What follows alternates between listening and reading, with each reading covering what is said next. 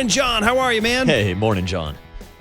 What's up, fellas? How you guys doing? You know what? I'm looking at something new here. If people haven't been on their social media, I'm looking at a new uniform, a Rivalry uniform. I don't know what that means. It's official here. I see Fred Warner. He's wearing a black jersey with red and gold saloon font, a black helmet. John, do tell. What's going on? Looks pretty nice, right? And, I think the league introduced that, the Rivalry deal, and our marketing team did a really nice job of asking for our players' opinions. So those guys got in there, kind of our leadership council gave their opinions, and they came up with a real good product. I walked down there probably about 3 months ago in our studios as they were filming that, and it looks pretty nice. Do you know when you're going to wear them? I have no idea. I should know these things. Actually, Markus, quick follow. So I'm going to hit another hard-hitting question here. You guys have had a history. Oh, week 18 in Seattle. Corey Rush is telling me he's sitting. Week 18. Week 18. So against Seattle. Okay. Well, thanks to Corey. He's the man. Yes. And number two, you guys have rolled out the all whites in Seattle with great success of late. Are we wearing the all whites in week 1? I don't think so. I don't believe we are. Okay. Yeah. All right. See, these are the important questions, John. Real important questions, John. It is. Yeah, and John, when I think about alternate jerseys, the first one that I think about is the Tampa Bay Buccaneers creamsicle jerseys that you used to wear. Were you a fan of those jerseys? You know what's so funny, Marcus, is like those have become cool again. But at the time, now you have to understand where our franchise was in 1993 when I was drafted there. We were the Yucks. I mean, we were the worst franchise in sport, and so they weren't really cool then. And I don't know if it was the orange, the creamsicle, or it was the pirate that was winking at you. It wasn't the most intimidating look. Bucko Bruce, I think his name was. So, but I will tell you, like, they're as hot as ever. It's their 50th anniversary in Tampa, and I got a box about a week ago from the Glazer family, and it was one of these, their Rivalry uniform this year on their 50th anniversary. It was really cool. It had pictures of all the players that the Bucs have had, and a cool celebration down in Tampa with the 50th. But that creamsicle is really, like, the whole league loves that right now. But I can tell you, in 1993 and 4, we were waiting to get out of it. That's a funny answer there. You and I are kind of, I'm older than you, but remember that inexplicable year when Tampa Bay made the NFC Championship and played the Rams out of nowhere? Remember that? It was like 79, I think. I do. Yeah, it was like, what? It's like, what are they doing? They were good right off the bat, and then, not right off the bat. No, they lost, didn't John McKay, lose his first 20 or something like that? He did. And, what do you think of your team's execution? I'm all for it. He had some great lines. And then they got by 79, though. Here they are in the NFC Championship, and then a lot of lean years. Yeah, a lot of lean years, Thank God we turned it around. All right, we chopped it up, and then fans are like, you got to ask about Juwan. So I'm going to ask about Juwan Jennings. Do you have anything updated here on Thursday? I know you spoke yesterday. We got all the quotes. We played them this morning. Maybe something changed overnight. Do you have any new news on the Juwan Jennings situation? Nothing updated. I spoke at length about that yesterday, and I think we'll leave it at that. We're huge fans of Juwan Jennings. He's a big part of this game. He's one of my favorite players in my tenure here, our tenure here, and so hopefully that thing has resolution. He's back on the field, and we'll be rolling. But again, it's there's a couple issues at play, and those things got to settle themselves. So. Okay. That's kind of where we're at. So given that, how much confidence can you have in that receiver room without Juwan, without Ayuk, given the lack of experience in the system and sort of the new bodies that are there? Can you have any confidence in that receiver room? Absolutely.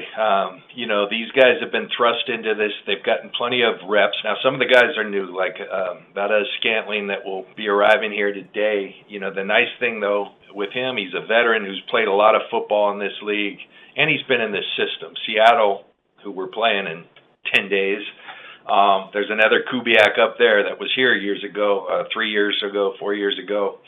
Clint Kubiak, their offensive coordinator, they run a very similar system. Language is the same. He was in New Orleans the year before, so there should be good familiarity. And we'll put a good group out there. Would we want Juwan out there? Absolutely. BA's not at that point where he can even be in the consideration right now.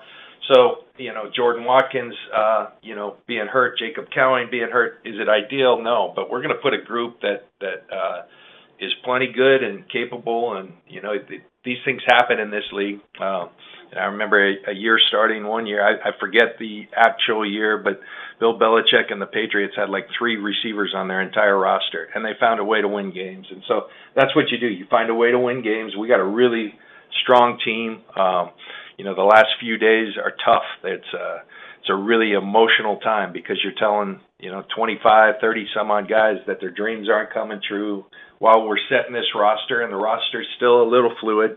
But around, right now, the excitement of what's to come in 10 days really starts to hit. And I like our team. I really do. I said that yesterday. I've said that throughout. I like where we're at, and we're ready to roll.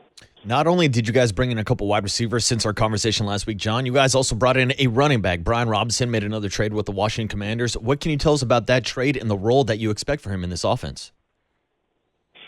I think it's going to be a big role.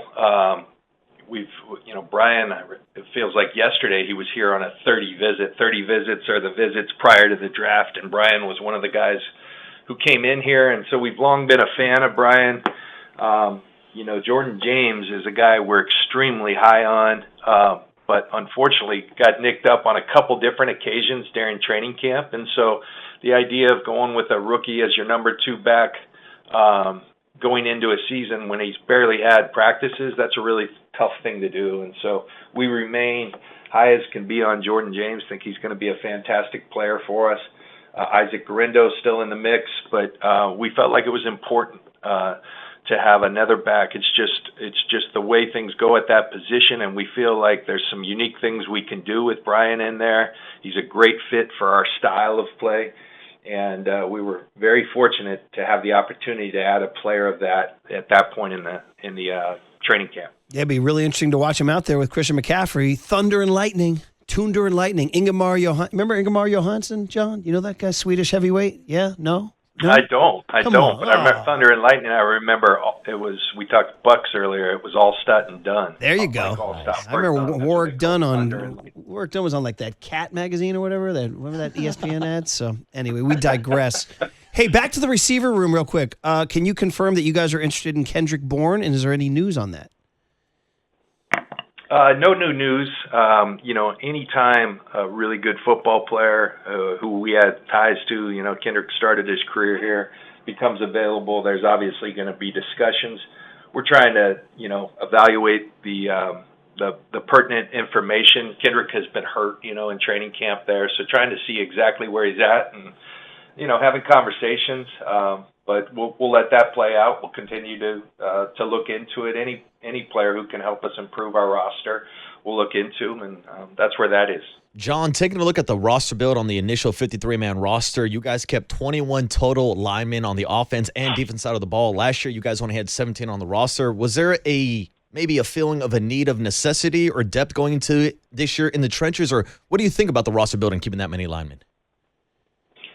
Well, I just think it's the way it played out. I think on you look at the offensive line.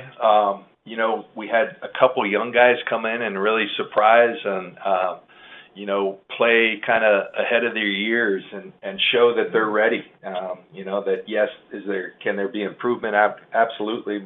I'm speaking of Connor Colby and Drew Moss. They both got a lot of opportunities because Ben Barch and Dominic Pooney missed some time. So those guys stepped up and they earned a way on the roster. So that probably affects. We kept 4 tackles. Tackle, I think, in this league right now, everybody is looking for them. And so when you like the guys you have, you tend to keep them. I think you look at the defensive line. Yetur Gross-Matos is just coming back into action. And so do you stay a little heavy there to make sure he's okay? Perhaps, and we made a claim at defensive tackle, guy in Jordan Jefferson, another guy who we've liked for a long time, who we believe gives us an upgrade there, and you let that play out. So, Kyle always tells our guys, it is our 53, which is a tremendous accomplishment to have made that, but it's never fluid. It's never static. It's always moving. and that's the tough thing about this business. We did go heavy there, and I think you win and lose a lot of games up there, so it's not a place to go heavy if you are. So you've talked a lot about how much you like the roster, and we've openly talked about the sort of the reset or the redo with the youth. But, man, Eric Branch had some alarming stats about the 10 rookies and the 16 other players. 26 of your 51 regulars are pretty much inexperienced in the NFL. So is it like how we're sort of marrying the hope to win the NFC West with so much youth and inexperience, John? How do you sort of marry those two things? Wanting to win the division. Well, I think go ahead. Yeah. Mm-hmm. Yeah. No, I think we have a mix of that youth, which I think was important. We've talked a lot about this throughout the off season. You don't want to become an aging and old roster. And so how do you toe that line of wanting to compete for everything and then looking at the long-term health of your team as well as the short-term? And so I think the fantastic thing, we had an 11-person draft class, a lot of picks. The fact that 10 made it, we're not just putting guys on the roster because they're draft picks. I think we've shown that over the years. We're not afraid to admit not a mistake because the draft is just it's not an exact science. But we will move on from guys, and I think those 10 guys earned it. We had an undrafted free agent make it. So I think that bodes well for us. We have a really good class from last year, and these guys. So I think, though, when you can mix that with the Trent Williams, the Kyle Juszczyks, the Christian McCaffreys, the Brock Purdy's, the George Kittles, the Fred Warners, those type of guys, then you got a good thing going. I think that's a great mix for young players to have examples right in front of them, a lot of Hall of Fame-worthy players, I think when it's all said and done. So I think it's a great mix, and we'll see, I think this is a natural progression that teams go through, and it leads to a lot of excitement. Is there some unknown? Sure, but there is every year in this league. I know we're wrapping up here, John, but it's funny, we're talking to a Hall of Fame safety, and we don't talk enough with you about that safety position. It just seems to be the most, it feels like it doesn't get as much run from the media or from us or anything.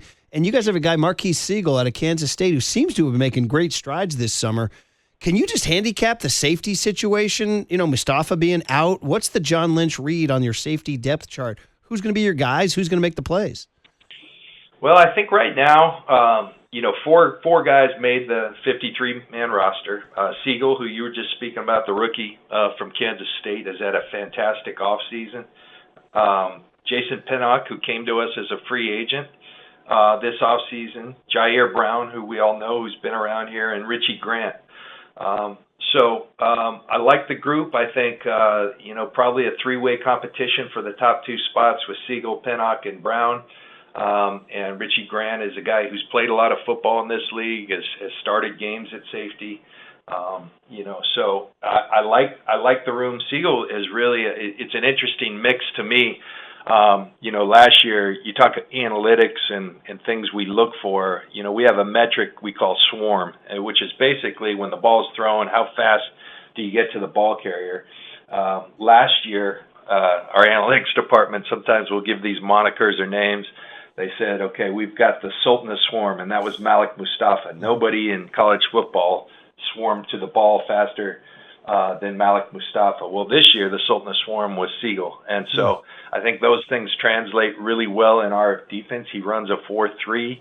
But I think anyone who's been watching our games, when you can run a 4-3 and you pack a punch, too, when you're striking people, which we've seen Siegel do, he's a really good open field tackler. I think that's a good combination. And so, and then he's got some veteran presence around him, like we've been talking about at other positions. So I like the mix there. Those guys got to go play and put it all together. But I think that position group is very emblematic of our roster and some youth, but youth that we're very excited about. It's like we forget what a great safety can do. And it's like we focus on all these other positions. I feel like they're not getting their run. So I'm looking forward to watching. I like that. Like for years when I was playing, I was a big proponent of that, man. We weren't getting our run, and it's a position where you're asked to do a little bit of everything. At times, you're back at the last line of defense. At other times, you're up playing a linebacker. At other times, you're blitzing the quarterback. And so I think they are oftentimes the most versatile player on the field. I think that they're sometimes the most intelligent. They're doing a lot of the quarterbacking of the defense. I'm biased towards that position, and I agree with you, Brian Murphy. They don't get enough run. I like that. By the way, we had a guy here who 42. He made the safety position pretty important. I got a picture of him, right? This is kind of it's John Lynch in the creamsicle. It's the white with the creamsicle orange with Ronnie Lott and a Jets. But that's a keeper. Yeah, it's a story for another day. I know we're breaking here, but I'll tell you the story, what he did for me at that picture at the end of a preseason game in my second year when things weren't going so well. Okay. Ronnie said something to me that kind of carried me through. So, hey, man, 42 made safeties. Let me talk about making safeties great again. 42 did it for sure, man. It was awesome. So, all right, well, listen, always fun. Listen, a lot going on. We didn't ask you one Jake Moody question. Are you thanking us? Are you glad? Everybody's upset. No, I'm fired up on Jake Moody. Okay, how the fans were having some fun with him the other day, but he came back and after an early miss and showed up. So look, every player in this league has to go prove it. That's a position that's in the spotlight. Like I keep saying it, but because I believe it, we do have a lot of belief in him, and he's got to go show that he's the guy. And I look forward for him to have that opportunity. John, we thank you so much. We'll talk to you next week. Have a great day. Yeah, thanks, John. Thanks a lot. All right, see you, fellas. John Lynch on The Sports Leader. I agree with you, Brian Murphy. They don't get enough.